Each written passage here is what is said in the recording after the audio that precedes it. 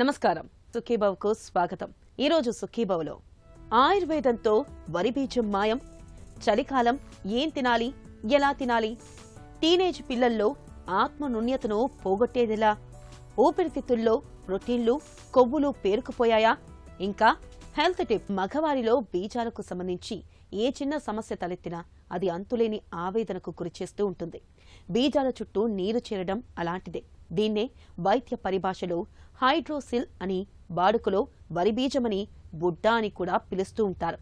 వరి బీజంతో నొప్పి వంటి సమస్యలేవీ ఉండవు, కానీ బీజాల పరిమాణం పెరుగుతూ వస్తూ ఉంటుంది.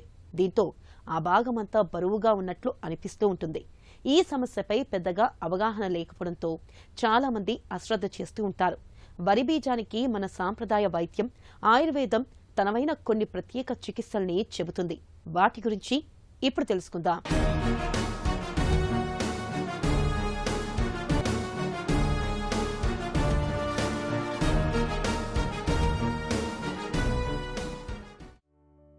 దోమలు కుడితే జ్వరాలు వస్తాయని మనకు తెలుసు. డెంగీ, గన్యా, మెదడువాపు ఇవన్నీ దోమల పుణ్యమే. అయితే దోమల మూలంగా జ్వరాలొక్కటే కాదు, జీవితాంతం మనల్ని మానసిక వేదనకు గురిచేసే సమస్యలు కూడా ఉన్నాయి. పురుషుల్లో బీజాల చుట్టూ నీరు చేరడం అలాంటిదే. దీన్ని వైద్య పరిభాషలో హైడ్రోసిల్ అని, వాడుకలో వరిబీజమని, బుడ్డ అని కూడా పిలుస్తారు. వరిబీజంతో పెద్దగా సమస్యలేమీ ఉండకపోయినా బీజాల్లో నీరు చేరడంతో బాగా బరువుగా అనిపిస్తుంటుంది. ఒక్కోసారి బీజాల పరిమాణం బాగా పెరిగిపోతుంటుంది. సమస్య మరీ ముదిరినప్పుడు వీర్యకణాల సంఖ్య కూడా తగ్గే అవకాశం ఉంటుంది. మామూలుగా అయితే వరి బీజానికి సర్జరీ చేయించుకోవడం ఒక్కటే పరిష్కారం. అయితే బీజాల్లో నీరు తక్కువగా ఉండి ఇతరత్ర ఇబ్బందులేవీ లేనప్పుడు ఆయుర్వేదం సమస్య పరిష్కారానికి తనవైన కొన్ని ప్రత్యేక చికిత్సలను చెబుతుంది. హైడ్రోసిల్ సాధారణంగా వరి బీజం అని అంటాం. అంటే పురుషులలో ప్రధానంగా వచ్చేటువంటిది. ఈ వరి బీజంలో పురుషులలో ఎందుకు వస్తుంది? బీజకోశాల చుట్టూ కొన్ని రకాలైనటువంటి పొరలు ఉంటాయి. ఆ పొరలలో సీరస్ ఫ్లూయిడ్ అనేటువంటిది టెస్టిస్కు కలిగే అవాంతరాలు, అపాయాలు, కదలికలలో వచ్చేటువంటి ప్రెషర్స్ను తట్టుకోవడానికి సహజ సిద్ధంగా సీరస్ ఫ్లూయిడ్ ట్యూనికా వెజనాలిస్, ప్రాసెసస్ ట్యూనికా వెజనాలిస్లో సహజంగా ఇవ్వడం జరుగుతుంది. ఇది ఇదమిద్దంగా ప్రతిరోజు తయారవుతుంది పురుషులలో. మళ్ళీ రీఅబ్జార్ప్షన్ ఉంటుంది. ఈ తయారయ్యే పద్ధతి అబ్జార్ప్షన్ లోపల వ్యత్యాసం వల్ల, అంటే తయారయ్యేది ఎక్కువ, అబ్జార్ప్షన్ తక్కువగా ఉన్నప్పుడు ఒక కారణం. దానిలోకి కొన్ని రక్త కణాలు కానీ, రక్తనాళాలు కానీ, లింఫాటిక్ వ్యవస్థ చిట్లి continuous drop by drop oozing వల్ల క్రమేణా వరి బీజం రావడానికి, లేదా ట్రమాటిక్ ఫ్యాక్టర్ అంటే దెబ్బలు, బైక్ ఇంజురీస్, కింద పడడము, బీజం నలిగిపోవడం లాంటి కారణాల వల్ల మనకు టెస్టిస్ నలిగిపోవడంతో పాటుగా బీజకోశంలో ఉండేటువంటి ప్రాసెసెస్ ట్యూనికా వెజనాలిస్ లేయర్ లోపల కూడా అవి రప్చర్ అయ్యి వరి బీజం కింద, బుడ్డల కింద మారడానికి ఆస్కారం ఉంది. ఇంతవరకు ఇది ఓకే. ఈ బుడ్డ ఒక సైజుని మించినట్టయితే మనకు డెఫినెట్గా ఆరోగ్య సమస్యలు. అది చిన్నగా ఒక 30 to 40 ml కలెక్షన్ ఉంటే నిజంగా ఏ మేల్ పెద్దగా పట్టించుకోరు. అయితే ఇది 100 ml సైజ్ దాటి 500 ml, 1000 ml, 1200 ml కలెక్షన్స్ కూడా మనం నెగ్లిజెన్సీ వల్ల పెట్టుకోవడం చేత డెఫినెట్గా ఎస్పెషల్లీ యూత్ లోపల, రీసెంట్లీ మ్యారీడ్ అయిన పీపుల్ లోపల, మ్యారేజ్ అయినా కూడా యాక్టివ్ సెక్చువల్ లైఫ్ ఉండే మేల్స్ లోపల వరి బీజం ఉండడం అనేటువంటిది మంచి పద్ధతి కాదు. ఈ ప్రాసెసస్ వెజనాలిస్ ఫ్లూయిడ్ కనుక 100 ml దాటినట్టయితే ఆ శాక్ లోపల ఇంట్రాశాక్ ప్రెషర్ అనేది పెరిగి టెస్టిస్ లోపల బీజ కోశాలు, బీజ కణాలలో మార్పులు జరిగి హార్మోనల్ లోపల, అంటే టెస్టోస్టిరాన్ ఎంజైమ్స్ను, ల్యూటినైజింగ్ హార్మోన్స్ కానీ, ఎల్ఎస్హెచ్ హార్మోన్స్లో కానీ వ్యత్యాసాల వల్ల డెఫినెట్గా మనకు పురుషులలో రతి సామర్థ్యము తగ్గిపోవడానికి ఆస్కారం ఉంది. క్యూలెక్స్ దోమకాటు మూలంగా ఉకరేరియా బ్రాంకప్టై అనే దారపు పోగుల్లాంటి రౌండ్ వామ్స్ మనలోకి ప్రవేశించినప్పుడు వరిబీజం సమస్య మొదలవుతుంటుంది. బీజాల్లో నీరు చేరినప్పుడు మనలో చాలామంది సూదితో నీరు తీయించుకుంటూ ఉంటారు. ఇలాంటప్పుడు తాత్కాలికంగా నీరు తగ్గి ఉపశమనంగా ఉంటుందే కానీ సమస్య పూర్తిగా తగ్గదు. మళ్ళీ కొద్ది రోజుల్లోనే నీరు చేరి బీజాల పరిమాణం పెరుగుతుంది. సరైన సూదులు వాడని పరిస్థితుల్లో లేనిపోని ఇన్ఫెక్షన్లు సోకే ప్రమాదమూ ఉంటుంది. కాబట్టి ఇలాంటి నాటు వైద్యాలకు వెళ్లకపోవడమే మంచిది. వరి బీజం సమస్య ఇంకా తొలి దశలోనే ఉన్నప్పుడు ముట్టుకుంటే ముడుచుకుపోయే అత్తిపత్తి మొక్కను దంచి రసం తీసి నిత్యం పైపూతగా పట్టిస్తుంటే వరి బీజం క్రమంగా తగ్గుముఖం పడుతుంది. బొప్పాయి ఆకు లేదా పండును మెత్తగా రుబ్బి పాలతో కానీ నెయ్యితో కానీ కలిపి నిత్యం బీజాలకు పట్టిస్తుంటే వరి బీజం క్రమంగా తగ్గుతుందని చెబుతారు నిపుణులు. ఇప్పుడు ఈరోజు చాలా మోడర్న్ సర్జరీలో చాలా మంచి సర్జికల్ ప్రొసీజర్స్ ఉన్నాయి. వాటిని మనం ఆ సర్జికల్ పద్ధతులలో తీసేసుకున్నట్టయితే నార్మల్ లైఫ్ను అనుభవించడానికి వీలుగా ఉంటుంది. మనము ఆ కాంప్లికేషన్స్కు లోనై చాలా కాలం పెట్టుకోవడం చేత ఇది చాలా ప్రాబ్లమ్స్ను క్రియేట్ చేయగలుగుతుంది. అయితే ఆయుర్వేద రీత్యా చూసుకున్నట్టయితే దీన్ని మూత్రవృద్ధి అనేటువంటిది ఒక సప్తవృద్ధులలో 7 రకాలైనటువంటి వృద్ధులలో మూత్రవృద్ధి మూత్రసంధారణశీలస్య మూత్రవృద్ధి అంటే ఒక వేగధారణ చేత మనకు ఇంగ్వైనల్ లింఫాటిక్ వెసల్స్ మీద ప్రెషర్ పడి ఇంగ్వైనల్ లింఫాటిక్ వెసల్స్ టెస్టిస్ మీద ఉండే బీజకోశం లోపల రప్చర్ కావింపబడి దానిలోకి అత్యధికంగా ఫ్లూయిడ్ తయారయ్యి మనకు మూత్రవృద్ధి వస్తుందనేటువంటి విధానము ఆయుర్వేదంలో కూడా ఇవి ప్రివెన్షన్ చాలా మంచి ఉపాయాలు ఉన్నాయి. వృద్ధి సంబంధించినటువంటి చికిత్సలలో మనం సాధారణంగా కొన్ని పునర్నవాది మండూరా మాత్రల్ని తీసుకోవడం, చంద్రప్రభ లాంటి మాత్రల్ని తీసుకోవడం, ఇమ్యూనిటీ అంటే టిష్యూ ఇమ్యూనిటీకి సంబంధించిన ఇమ్యూనెక్స్ లాంటి గొట్టపు మాత్రల్ని తీసుకోవడం అండ్ అమృతారిష్ట పునర్నవాస కాంబినేషన్ని తీసుకోవడం ద్వారా సైజు పెరగకుండా తర్వాత టెస్టిస్ మీద దుష్పరిణామాలు లేకుండా ఆయుర్వేదం ద్వారా చాలా వరకు నివారించుకోవడానికి ఆస్కారం ఉందండి. బీజాల్లో నీరు చేరటం మూలంగా వాటి పరిమాణం బాగా పెరిగిపోయినప్పుడు సర్జరీ చేయించుకోవడం ఒక్కటే మన ముందున్న పరిష్కారం. నీరు చేరిన పొరల్ని తొలగించి కుట్లు వేయడం ద్వారా వరి బీజం సమస్య పూర్తిగా తగ్గిపోతుంది. నీరు తక్కువగా ఉండి బీజాల పరిమాణం చిన్నగా ఉన్నప్పుడు మాత్రమే ఆయుర్వేద పరిష్కారాలను ప్రయత్నించడం మంచిది. వరి బీజానికి ఆయుర్వేదంలో అశ్వగంధ తైలం, కరక్కాయల చూర్ణం వంటి కొన్ని ప్రత్యేకమైన ఔషధాలు ఉన్నాయి. వీటిని డాక్టర్ పర్యవేక్షణలో కొంతకాలం పాటు వాడుకుంటే వరి బీజం సమస్యను చాలా వరకు తగ్గించుకోవచ్చు. సీజన్లతో పాటుగా మన ఆహారపు అలవాట్లలో కూడా మార్పులు కనిపిస్తూ ఉంటాయి. ఎండాకాలంలో చల్లగా, వర్షాకాలంలో వేడిగా తినాలనిపిస్తుంది. అలాగే ఈ చలికాలంలో నోటికి కాస్త కారంగా ఉంటే బాగుండుననిపిస్తుంది. శీతాకాలంలో మన ఆరోగ్యాన్ని బేషుగ్గా ఉంచుకునేందుకు మన రోజువారీ ఆహారపు అలవాట్లు ఎలా ఉండాలో, ఏం తినాలో, వేటికి ఎలాంటి ఆహారాలకు దూరంగా ఉండాలో ఇప్పుడు తెలుసుకుందాం.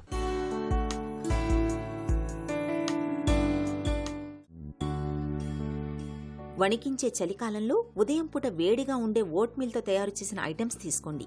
కూరగాయలు ఎక్కువ వేసి ఉడికించిన కూరలతో బ్రెడ్ టోస్ట్ కూడా తీసుకోవచ్చు. బ్రేక్ఫాస్ట్ తర్వాత జింజర్ టీ తాగండి. వీలైతే అందులో 1-2 తులసి ఆకులు వేసుకోండి. మధ్యాహ్నం లంచ్లో పొట్టు తీయని పిండితో చేసిన చపాతీలతో లేదా ముడి బియ్యంతో వండిన అన్నంతో చాలా రకాల కూరగాయలతో చేసిన కూరలతో భోజనం చేయడం మంచిది. ఇక ఈ సీజన్లో సూర్యరశ్మి కాస్తంత తగ్గుతుంది. కాబట్టి మీకు అవసరమైన విటమిన్ డి, ఒమేగా-3 ఫ్యాటీ యాసిడ్స్ సమకూరేలా చేపల్ని తరచూ తీసుకోండి. ఈ సీజన్లో నీళ్లు తాగడం తగ్గిస్తాం. అది డీహైడ్రేట్ చేయవచ్చు. కాబట్టి దాహంగా లేకపోయినా నీళ్లు పుష్కలంగా తాగాలి. ఈ సీజన్లో రాత్రి వేళల్లో తినే భోజనంలో నూనె వీలైనంత తక్కువగా ఉండాలి. భోజనానికి ముందర గ్రీన్ వెజిటబుల్ సూప్స్ తీసుకోవటం ఎంతో మేలు. రాత్రిపూట చపాతీలు తీసుకునేవారు నూనె లేకుండా పుల్కాలు తినాలి. అందులో పుష్కలంగా ఆకుకూరలతో వండిన కూరలు తినటం మేలు. ఇక డిన్నర్ ముగించాక చివరన నిద్రకు ఉపక్రమించే ముందు వెన్న తీసిన పాలు వేడి చేసి గోరువెచ్చగా తాగడం మంచిది. ఈ నులివెచ్చని జాగ్రత్తలు చలికాలంలో మన ఆరోగ్యాన్ని భేషుగ్గా ఉంచుతాయి.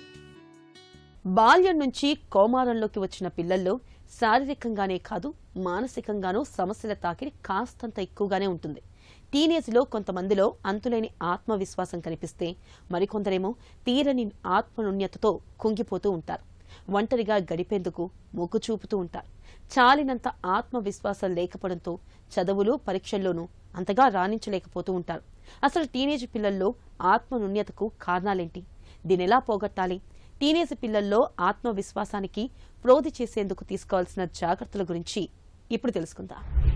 టీనేజ్ పిల్లల్లో ఆత్మ న్యూనత, లో సెల్ఫ్ ఎస్టీమ్ ఏంటంటే స్టేజ్ పైనకి వెళ్ళి మాట్లాడాల్సి వచ్చినా, లేదా ఫోకస్ వాళ్ళ మీదకి వచ్చినప్పుడు మాట్లాడటం, లేదా ఫోకస్ వాళ్ళ మీద లేకపోయినా కూడా వాళ్ళకి కావాల్సినవి బెరుకు లేకుండా అడగగలగటం, లేదా నో చెప్పలేకపోవటం, ఇట్లాంటి వేరియస్ సోషల్ థింగ్స్ చాలామంది ఫేస్ చేస్తూ ఉంటారు. దీనికి పిల్లల్లో పర్టికులర్గా టీనేజ్లో వాళ్ళకి ఏంటంటే అంతకంటే చిన్నగా ఉన్నప్పుడు, చిన్నపిల్లలుగా ఉన్నప్పుడు అండ్ అడల్ట్స్ అవ్వే ముందు ఈ మధ్యలో భాగమే టీనేజ్. అటు కంప్లీట్గా అడల్ట్స్ అవ్వరు, అలా అని చిన్నపిల్లలు కారు. సో ఈ పర్టికులర్ టీనేజ్ అనే దాంట్లో చాలా స్పెసిఫిక్ ప్రాబ్లమ్స్ ఉంటాయి అండ్ ఈ ప్రాబ్లమ్స్కి చాలా స్పెసిఫిక్గా సొల్యూషన్స్ కూడా ఉంటాయి.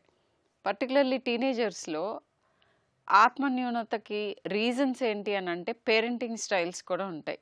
అంటే చిన్నప్పటి నుంచి వాళ్ళని అతిగా విమర్శించటం, పేరెంట్స్ కనుక ప్రతి చిన్నదానికి చాలా హై గోల్స్ సెట్ చేయటం, అంటే వాళ్ళ శక్తికి మించిన గోల్స్ సెట్ చేసి అవి అటైన్ అవ్వలేదని చెప్పి వాళ్ళని కాన్స్టెంట్గా క్రిటిసైజ్ చేయటం, ఇది ఒక ఇంపార్టెంట్ రీజన్.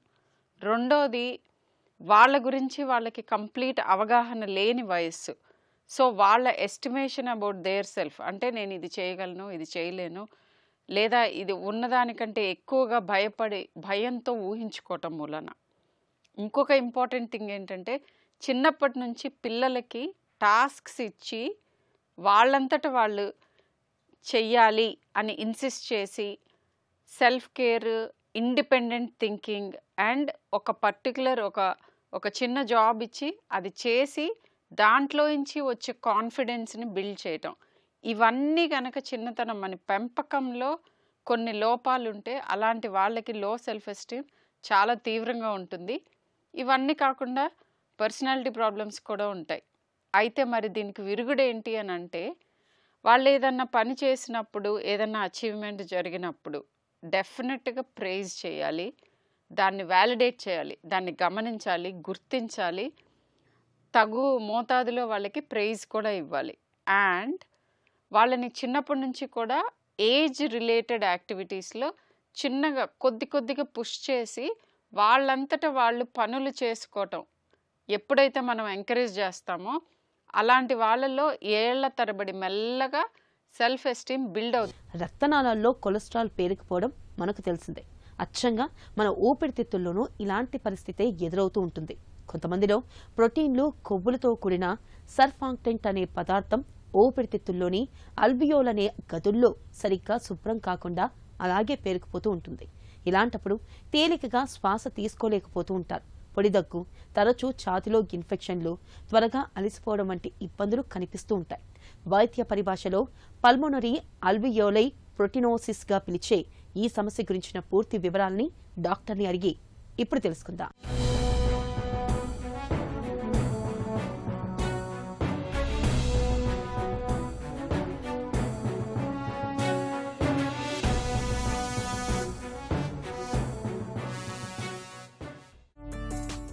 పల్మోనరీ ఎల్వియోలార్ ప్రోటీనోసిస్ అంటే ఏంటి?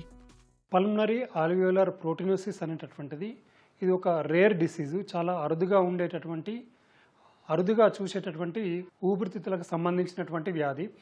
సో దీంట్లో ఏమవుతుందంటే ఊపిరితిత్తుల్లోని వాయు గోళాలు, వీటినే వైద్య పరిభాష లోపల ఆల్వియోలై అంటాము.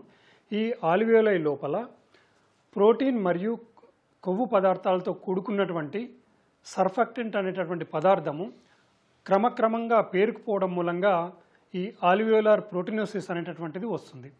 సో ఈ సర్ఫాక్టెంట్ అనేటటువంటిది ఆల్వియోలై యొక్క ఉపరితల టెన్షన్ను తగ్గించడానికి, అదేవిధంగా గాలి బయటకు వదిలినప్పుడు ఈ ఆల్వియోలై కొలాప్స్ కాకుండా సర్ఫాక్టెంట్ అనేటటువంటిది కాపాడుతుంది.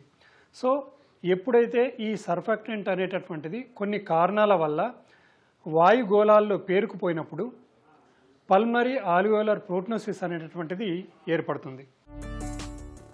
ఊపిరితిత్తుల్లో ప్రోటీన్లు, కొవ్వులు ఎందుకు పేరుకుపోతాయి? ప్రోటీన్, కొవ్వుతో మిళితమైనటువంటి ఈ సర్ఫాక్టెంట్ అనేటటువంటిది పేరుకుపోవడానికి చాలా రకాల కారణాలు ఉన్నాయి. దీంట్లో ముఖ్యంగా ఒక 90% చూసుకున్నట్లయితే ఆటో ఇమ్యూన్ కారణాలు ఉంటాయి అన్నట్టు. దీంట్లో ఏం జరుగుతుందంటే గ్రానులోసైట్ మ్యాక్రోఫేజెస్ కాలనీ స్టిమ్యులేటింగ్ ఫ్యాక్టర్ అనేటువంటిది ఆల్వియోలర్ మ్యాక్రోఫేజెస్ను స్టిమ్యులేట్ చేయడం మూలంగా సర్ఫాక్టెంట్ అనేటువంటిది ఆల్వియోలర్ నుంచి క్లియర్ కావడం జరుగుతుంది. ఎప్పుడైతే శరీరంలో తయారైనటువంటి ప్రోటీన్స్ ఈ GM-CSFను బ్లాక్ చేయడం మూలంగా ఆల్వియోలర్ మ్యాక్రోఫేజెస్ అనేటువంటివి వాటి పనితనం మందగించడం జరుగుతుంది. సో దాని మూలంగా సర్ఫాక్టెంట్ అనేటువంటిది ఆల్వియోలర్ నుంచి క్లియర్ కాదు. సో దీని మూలంగా ఆల్వియోలైలోనే ఈ సర్ఫాక్టెంట్ అనేటువంటిది క్రమక్రమంగా పేరుకుపోవడం జరుగుతుంది. ఇది అతి ముఖ్యమైనటువంటి కారణం అన్నట్టు. అదే కాకుండా కొన్ని రకాల జన్యువుల మార్పుల మూలంగా ఈ ఆల్వియోలర్ మ్యాక్రోఫేజెస్ దెబ్బతినడం జరుగుతుంది. సో దాని మూలంగా సర్ఫాక్టెంట్ అనేటువంటిది వాయు గోళాలలో లేదా ఆల్వియోలైలో పేరుకుపోవడం జరుగుతుంది. ఇది హెరిడిటరీకి సంబంధించినటువంటి కారణము. అదేవిధంగా కొన్ని పుట్టుకతో వచ్చినటువంటి మార్పుల మూలంగా కూడా సర్ఫాక్టెంట్ అనేటువంటిది ఈ ఆల్వియోలై పేరుకుపోవడం జరుగుతుంది. సో అదేవిధంగా కొన్ని సెకండరీ కాజెస్ ఉంటాయి. ముఖ్యంగా ఈ విషపూరిత వాయువులకు కానీ విషపూరిత కణాలకు కానీ ఎక్స్పోజ్ అయినప్పుడు పల్మనరీ ఆల్వియోలర్ ప్రోటీనోసిస్ వచ్చేటటువంటి అవకాశం ఉంటుంది. దీంట్లో ముఖ్యంగా ఏంటంటే సిలికా కానీ టాక్ పౌడర్ కానీ దీనికి కారణమై ఉంటుంది. దీన్ని కంజెనిటల్ పల్మనరీ ఆల్వియోలర్ ప్రోటీనోసిస్ అని అంటాము. ఊపిరితిత్తుల్లో ప్రోటీన్లు కొవ్వులు పేరుకుపోతే తలెత్తే ఇబ్బందులు ఎలా ఉంటాయి? ఈ ప్రోటీన్ మరియు కొవ్వు పదార్థాలతో మిళితమైనటువంటి ఈ సర్ఫాక్టెంట్ ఆల్వియోలై లేదా వాయు గోళాలలో పేరుకుపోవడం మూలంగా ఇనిషియల్ స్టేజ్ లోపల నడిచినప్పుడు మెట్లెక్కినప్పుడు దమ్ము రావడము లేదా ఆయాసం రావడం జరుగుతుంది. అదేవిధంగా వ్యాధి తీవ్రత ఎక్కువైన కొద్దీ రెస్టింగ్ కండిషన్లో అంటే కూర్చున్నప్పుడు కానీ పడుకున్నప్పుడు కానీ దమ్ము వచ్చేటటువంటి అవకాశం ఉంటుంది. అదేవిధంగా దగ్గు ఉంటుంది. దగ్గుతో పాటు రక్తం పడేటటువంటి అవకాశం ఉంటుంది. వీటితో పాటే ఛాతీలో నొప్పి రావడము, తీవ్రమైనటువంటి అలసట, అదేవిధంగా బరువు తగ్గిపోవడం అనేటటువంటి లక్షణాలు పల్మనరీ ఆల్వియోలర్ ప్రోటీనోసిస్లో చూస్తుంటాము. సో ఇదే విధంగా చర్మము బ్లూ కలర్లో మారిపోతుంది, అంటే నీలి రంగులోకి మారిపోతుంది. దీన్ని వైద్య పరిభాష లోపల సైనోసిస్ అంటాము. ఇలాంటి లక్షణాలు పల్మనరీ ఆల్వియోలర్ ప్రోటీనోసిస్లో చూడడం జరుగుతుంది. అదేవిధంగా చేతి వేళ్ళ యొక్క చివరి భాగము ఉబ్బెత్తుగా తయారవుతుంది. దీన్ని వైద్య పరిభాష లోపల క్లబ్బింగ్ అని అంటాము.